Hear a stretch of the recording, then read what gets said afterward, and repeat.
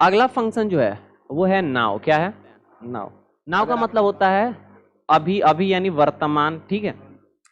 तो अभी का डेट होता है कि अभी का टाइम होता है कि अभी का डेट और टाइम दोनों होता है? दोनों होता है।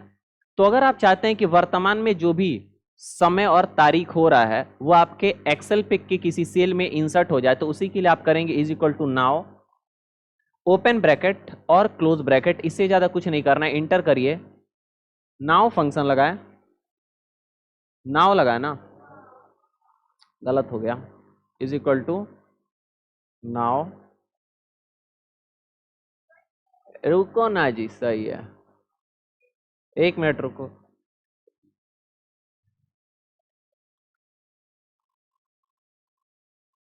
उस सेल में है ना, देखो होता क्या है बता रहे हैं।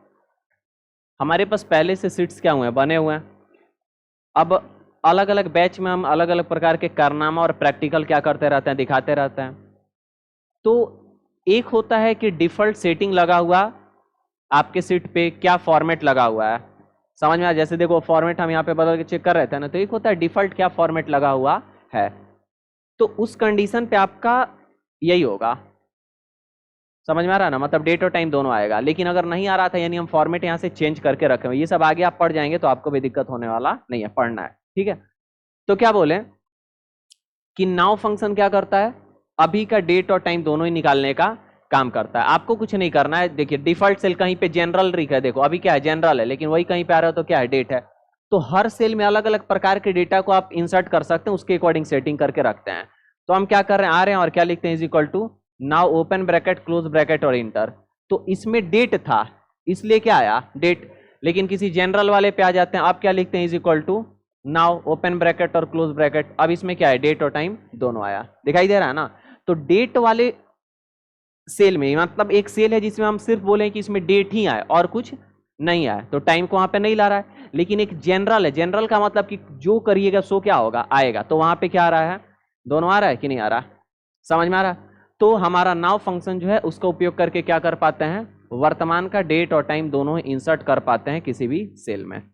कोई दिक्कत किसी को? ये सब के बारे में बताएंगे आगे। अगला जो फंक्शन है वो होता है टुडे। क्या होता है, टुडे, ठीक है। टुडे का मतलब क्या होता है, आज। आज का क्या होता है, डेट की टाइम, आज का डेट होता है, टाइम तो वर्तमान का होता है। तो अगर आज का डेट इंसर्ट करना है तो लिखो is equal to today open bracket और क्लोज ब्रैकेट इंटर। तो आज का क्या आ जाएगा, डेट आ जाएगा, दिखाई दे रहा है 15 तारीख, ठीक है।